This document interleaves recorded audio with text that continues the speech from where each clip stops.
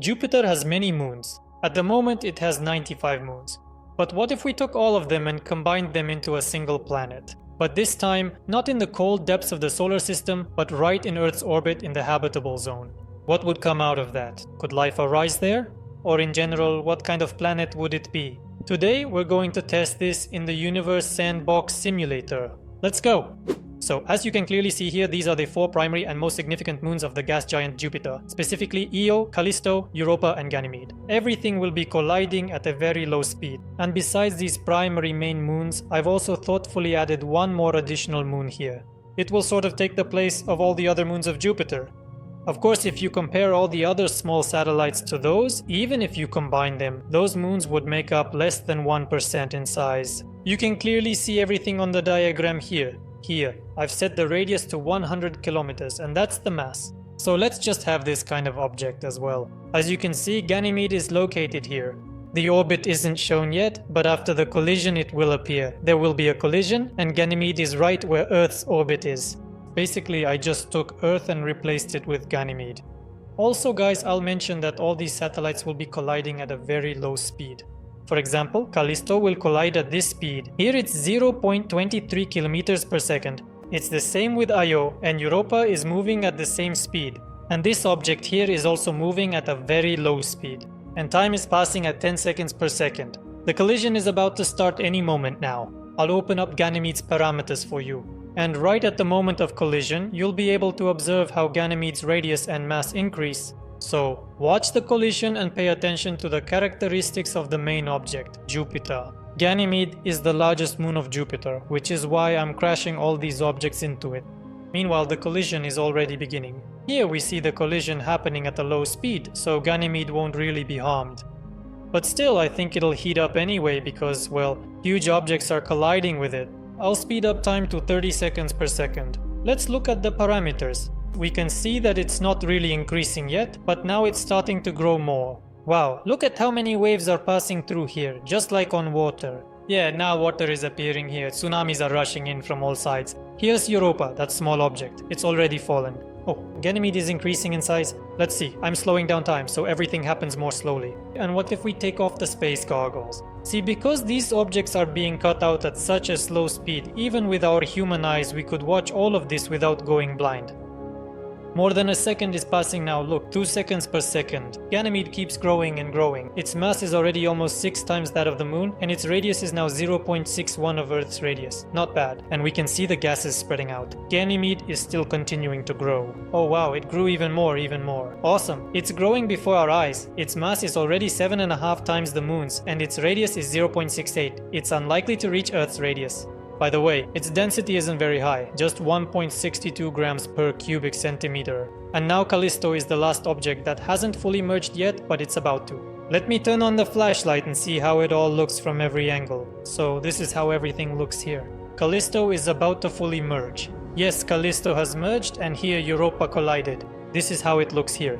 And on this side, Io collided. By the way, Io will bring sulfur dioxide to Ganymede's surface. As you can see, everything has collided, but Ganymede is still growing. Let's speed up time. I'm looking, it seems hardly any fragments flew off into space. Whoa! What is that? 500 lunar masses. What is that? Keeps growing and growing, I don't get it. The mass is 3,398. Lunar masses. Guys, I am truly speechless. It's clearly a bug, obviously, but it unexpectedly happened while I was recording this video. Although I had experimented with this before and basically knew the final result. I think I'll just leave it in for you so you can clearly see this rather strange and unusual bug.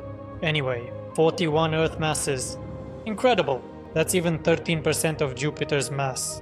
I have no idea why this happened. Seriously, it's some kind of bug. So, I'm fast forwarding time, the temperature is 1400 degrees, and for some reason we've ended up with a rocky, superheated world here. And a dense atmosphere too. Alright, this isn't canon. Let's move on to the canon version. Well, everything's been reset. Starting the simulation. This time everything will collide faster. 1 minute will pass per second right now. Let's take a look. I hope this time everything processes properly, not like last time. Actually, we can speed up time even more. Alright, the objects are colliding. Let's see what Ganymede's final mass and radius will be. There we go, it's growing. Everything's fine. So far so good. Let's stop growing now, otherwise it'll get unrealistic. Here we can see the gases spreading, covering Ganymede from all sides. I'll turn on the flashlight and we'll see that it even reaches over here. This time, some particles flew off into space, but they're coming back. And there are these hot gases surrounding the newly formed planet. I fast forwarded a few years. Now let's check the orbit. As we can see, Ganymede is actually orbiting in Earth's place in the green zone, and everything seems to line up here. As a result, we ended up with this kind of planet. The gases are still unevenly distributed here, but its mass is 8.71 times that of the Moon. The radius turned out to be almost exactly 0.71 of Earth's actual radius. Now I will proceed to hide all the atmosphere and all the clouds, and then carefully observe what we've got here. Alright, I will now fast forward through a few more decades and patiently see what precisely happens. So guys, right now 1 year is passing per second, and it's already been over 50 years since I said I would fast forward time. The temperature is 181 degrees Celsius, and as we can see, all this ice has basically melted, and we've just ended up with an ocean planet. Everything is flooded everywhere. I'll turn the cloud display back on. So the clouds are present, there's really no problem with that here. But if you turn on the atmosphere display, it looks extremely dense and you can't see anything at all. The pressure on this planet is over 81 atmospheres. There is a greenhouse effect present, with a temperature of 207 degrees. And when I checked the composition, I was a bit surprised. There's no mention of an ocean here, it just says that water exists as a liquid interior, and there's as much as 206 Earth oceans worth of it. So on the surface, does that mean we're basically seeing the mantle right away or something? Well, okay. But overall, the atmosphere here is made up of sulfur dioxide, and there's quite a lot of it. 11.5 Earth atmospheres.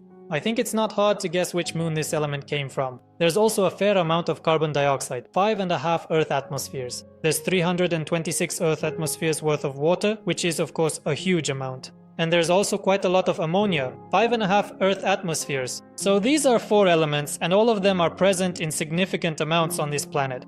And it's written that the probability of life here is, to put it mildly, 0.04%. By the way, the axial tilt turned out to be 65 degrees, which is quite large.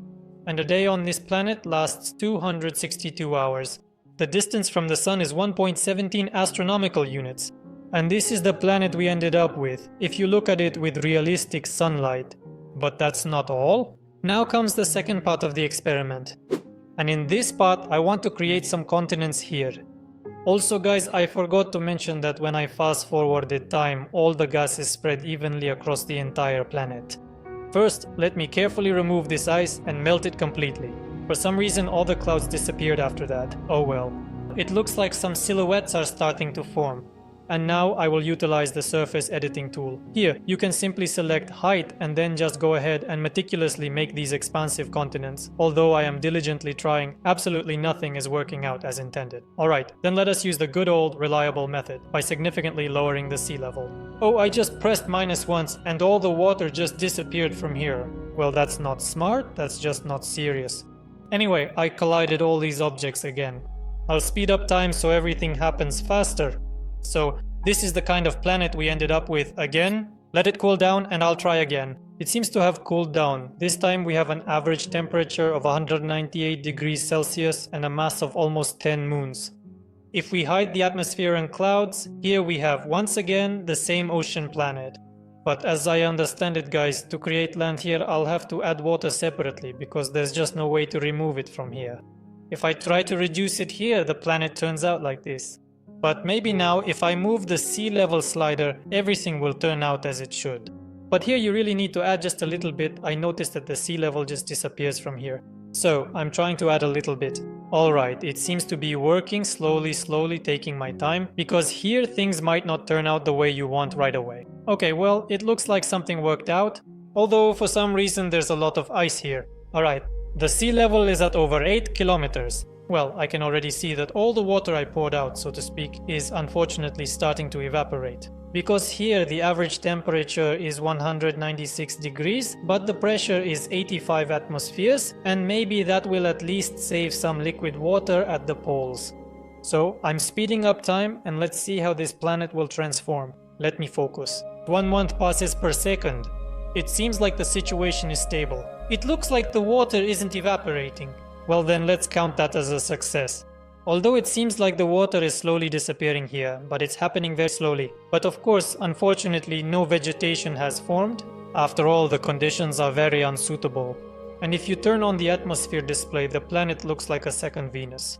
But the most important thing is that there is water here. And as is commonly believed, where there is liquid water, there can be life. So in the end, the moons became a planet, and out of chaos, a new world was born. We combined Jupiter's moons and formed a new planet in Earth's orbit. Did it turn out to be suitable for life? Possibly, but definitely not for human life. Space does not forgive mistakes, but it loves experiments, and we will definitely continue. Please like, comment, and support us. Thank you very much for watching, and see you again in the universe.